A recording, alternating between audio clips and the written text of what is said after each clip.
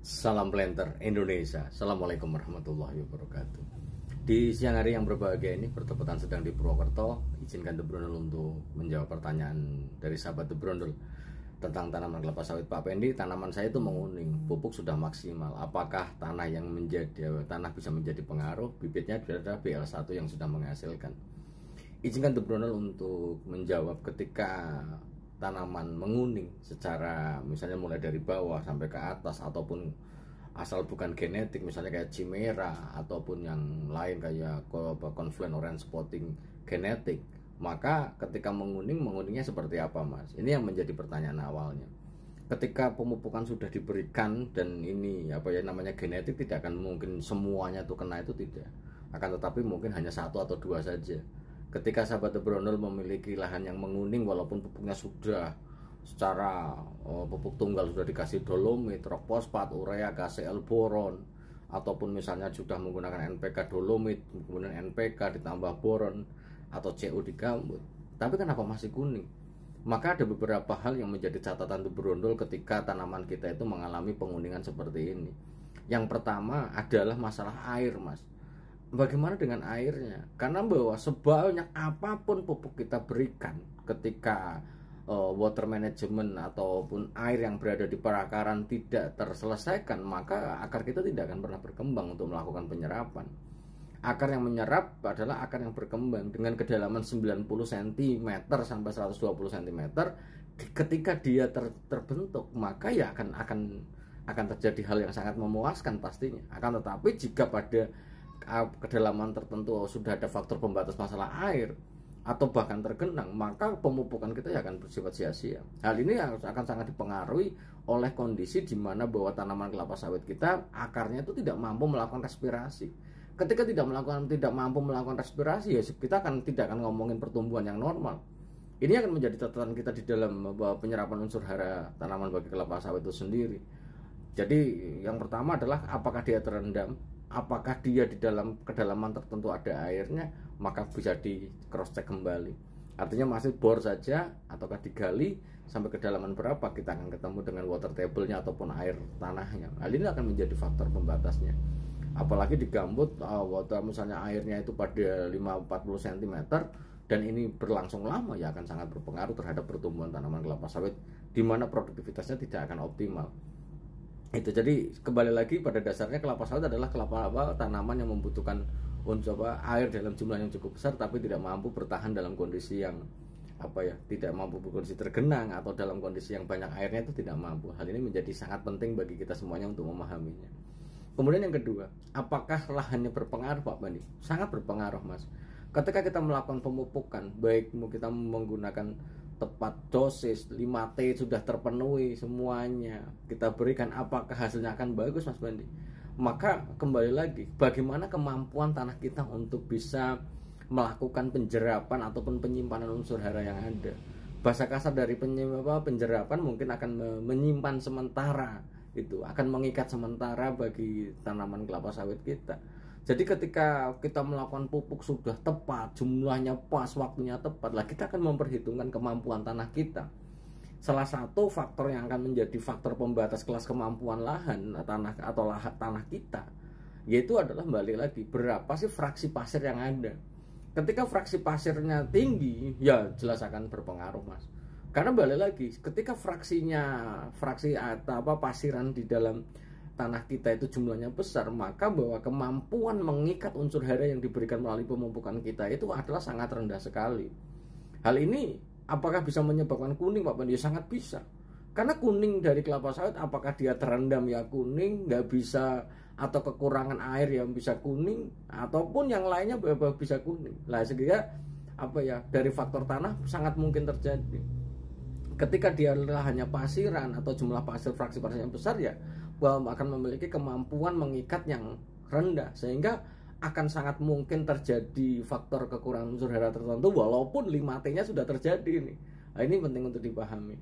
Kemudian yang ketiga, ketika kita ngomongin faktor pembatas yang lain, menguning juga bisa terjadi karena dehidrasi. Dehidrasi artinya bahwa jumlah air yang diperlukan kelapa sawit tidak terpenuhi. Hal ini banyak sebabnya. Salah satunya adalah dipengaruhi oleh gambut yang yang kering sehingga dia akan mudah lolos, ataupun dia pasiran, ini sangat mungkin terjadi bahwa dehidrasi pada kelapa sawit yang berujung terhadap bahwa kebutuhan airnya juga tidak terpenuhi sehingga dia akan bisa mudah mengering. Lah, mengering ini dimulai tetap akan menguning dulu. Jadi ketika kita ngomong menguning, sahabat The Brown ini Mas Erbiana ini, bahwa yang menjadi penting konsen kuningnya itu di mana, Mas? Nah, ini. Karena bahwa pernah saya ulik dalam sebuah vlog The Brondol bahwa ketika pengen ngomongin kuning, bingung saya, Mas, kuningnya itu bagaimana? Karena kekurangan kalium ya kuning, kekurangan nitrogen ya kuning, kekurangan magnesium ya kuning. Lah kuningnya seperti apa? Sehingga ini hal penting. Lah di studi beberapa kasus yang terjadi di perkebunan kelapa sawit adalah seperti ini. Ketika kita sudah menggunakan NPK, khususnya NPK 13.8 atau NPK 12, 12, 17, 2, kok terjadi penguningan. Nah ini jumlahnya sudah maksimalnya berapa, Mas? Karena ada beberapa kasus bahwa belang kuning terjadi pada daerah-daerah yang menggunakan NPK 13.8. Beberapa kasus NPK 13.8 memiliki rilis nitrogennya terlalu cepat. Jadi ketika dia rilis nitrogennya terlalu cepat, sehingga bahwa penyerapan nitrogen oleh tanaman kelapa sawit akan berlangsung lebih cepat dibandingkan dengan kalium yang terserap. Ketika jumlah nitrogen tidak jumlah nitrogen terlalu tinggi dibandingkan kalium, ini akan juga menyebabkan kuning belang atau dikenal namanya white strip. Sehingga hal ini akan menjadi kayak semacam tanaman kekurangan unsur hara, padahal white strip bukan kekurangan unsur hara. Ini disclaimer, white strip pada belang-belang daun pada daun ke tengah-tengah dari 17 ke bawah, 17, 18, 19, 20 sampai ke atas. Jadi ini bukan gara-gara kekurangan unsur hara, akan tetapi bahwa penyerapan nitrogennya tidak seimbang dengan kaliumnya. Ini akan mungkin terjadi. Loh kok bisa nih Pak Pendi menggunakan NPK yang terjadi? Sekali lagi sangat tergantung dari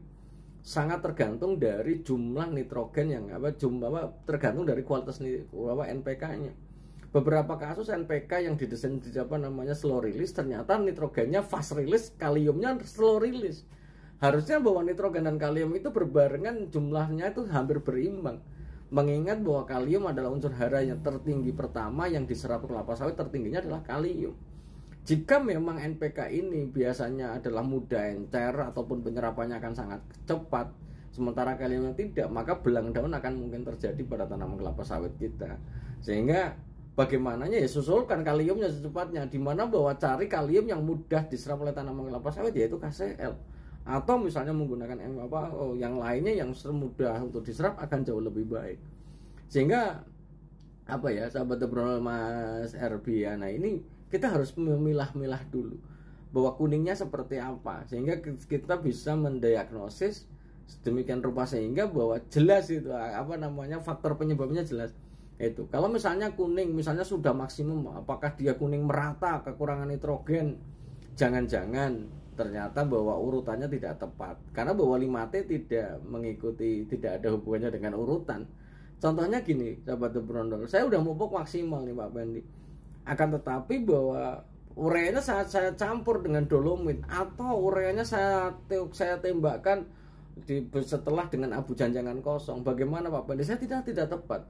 Bahwa urea akan mudah berubah menjadi amoniak yang menguap, ataupun sering The Brondol sampaikan bahwa ketika kita memupuk urea tapi tidak tepat seperti memupuk langit, disebabkan bahwa pemberian bahan-bahan tertentu atau pupuk tertentu yang akan menaikkan pH tanah ini akan menjadi sangat signifikan. Sebagai contoh, kita memupuk urea ketemu dengan abu janjangan kosong itu tidak tepat. Ketemu dengan abu boiler juga tidak tepat. Abu janjangan kosong pH-nya 12, abu boiler pH-nya 9. Apalagi kalau kita misalnya pemupukan kapur pertanian dengan jumlah besar, kemudian setelah itu urea, sangat tidak tepat. Karena bahwa pada pH tinggi, urea akan cenderung mudah menguapkan nitrogen dalam bentuk amoniak yang akan menguap ke udara. Ini menjadi tidak tepat. Sehingga apakah jumlah nitrogen yang kita berikan melalui pemupukan urea bisa diserap? Ya tidak, banyak menguapnya, sehingga kemungkinan akan kekurangan nitrogen bagi tanaman kelapa sawit kita adalah sangat-sangat mungkin terjadi. Mungkin itu sih yang dapat saya sampaikan. Jadi memang faktornya banyak sekali, Mas. Tidak bisa disimpulkan satu atau dua, akan tetapi banyak hal yang perlu dipahami di dalam faktor tanaman yang menguning ini. Semoga bermanfaat bagi saya dan Anda semuanya, dan Salam planter Indonesia. Assalamualaikum warahmatullahi